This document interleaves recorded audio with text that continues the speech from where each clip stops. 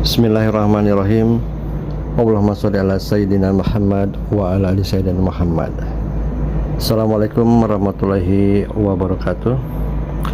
Apa kabar teman-teman semua?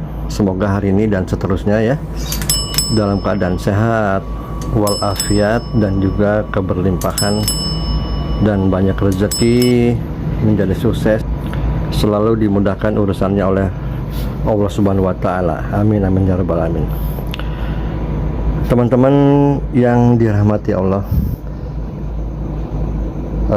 video ini berdasarkan judulnya ya, kenapa sudah bersolawat tapi belum juga ada perubahan,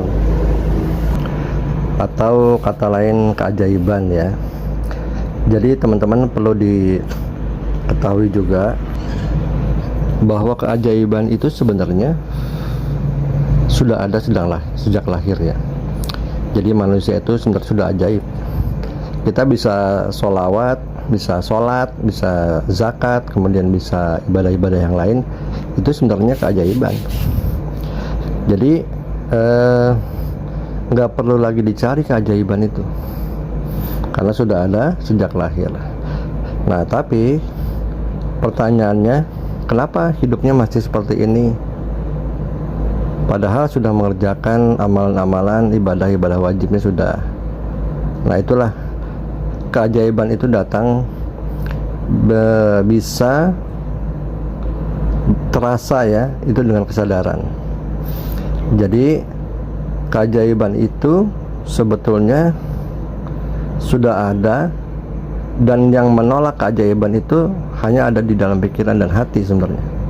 Karena semakin besar manusia, dari mulai bayi, kemudian merangkak anak-anak, remaja, dewasa, dan seterusnya, itu masuk perkataan-perkataan atau doktrin-doktrin atau sugesti yang sifatnya itu bisa menolak keajaiban.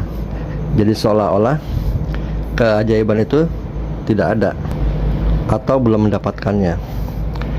Itu ya. Jadi keajaiban itu sudah ada, dan yang teman-teman suka rasakan karena banyak penolakan-penolakan di dalam diri, atau disebutnya mental block, itu banyak sekali terjadi pada diri kita ya. Jadi biasanya tuh suka masuk perkataan dari orang lain, kemudian baca buku atau nonton film gitu ya, sehingga kita terdoktrin, tersugesti, kita tidak percaya dengan apa yang kita lakukan, apa yang kita panjatkan kepada Allah Subhanahu wa taala. Contohnya ya, ada juga yang sudah sholat tahajud ya, kok nggak ada keajaiban gitu ya, kok nggak ada apa-apanya ya. Nah disitulah letaknya tuh. Jadi seharusnya yang dilakukan adalah tidak ada kata-kata mengharap di ujung ya teman-teman. Tidak ada kata-kata mengharap di ujung. Bahkan kita sebetulnya berdoa itu kan yang baik adalah dengan cara bersyukur, bukan dengan cara meminta.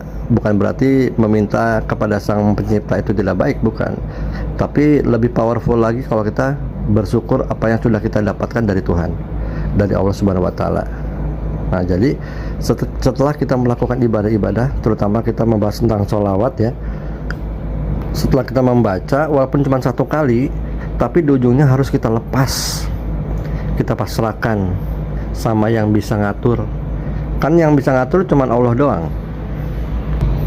Yang bisa ngatur hanya Allah Subhanahu wa taala. Kita tidak bisa mengatur-ngatur.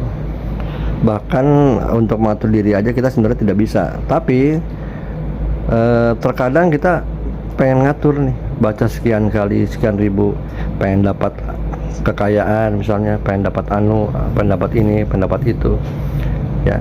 Jadi kepinginan itu tuh, keinginan tadi itu sebenarnya jangan melekat di kita. Jadi setelah kita baca zikir sholawat, di ujungnya terakhir bersyukur dan pasrahkan kepada Allah. Lepaskan. Karena kalau kita tidak lepaskan, itu pasti berharap 3 hari, 4 hari, 1 minggu, 2 minggu, 1 bulan, kok nggak ada perubahan apa-apa ya. karena kita menunggu hasil. Kan tadi sudah dikatakan bahwa hasilnya serahkan pada Allah. Allah yang ngatur semuanya, Allah yang merencanakan dengan caranya Allah, maka keajaiban itu pasti akan datang gitu. Nah, itulah disebutnya mental block, padahal ajaibnya sudah ada. Nah, inilah yang menyebabkan keajaiban itu tidak datang, seolah-olah tidak datang ya, padahal sudah datang. Teman-teman bisa zikir aja tuh ajaib, karena nggak semua orang mungkin bisa melakukan zikir secara istiqomah ya. Jadi coba deh lakukan 7 hari aja, 7 hari dilakukan dengan cara bersyukur, berterima kasih dengan apa yang sudah diberikan sampai dengan saat ini. Dan terakhir berzikir sholawat ataupun zikir yang lain terserah, tapi ujungnya lepas, pasrahkan, biar udah terjadi aja, mengalir apa adanya. Kalau kita menentukan hasil atau berharap nantinya akan seperti itu, kapan ya ujung-ujungnya nanti setelah 1 bulan katakanlah tidak ada keajaiban, nyerah, zikirnya berhenti, ibadahnya berhenti, galau kembali. Nah, itu teman-teman, salah satunya seperti itu. Banyak cara yang lain nanti yang akan saya buatkan di video berikutnya. Terima kasih sudah menonton video ini. Jangan lupa like dan subscribe. Semoga sukses selalu teman-teman, bahagia selalu dunia akhirat dan berkelimpahan. Assalamualaikum warahmatullahi wabarakatuh.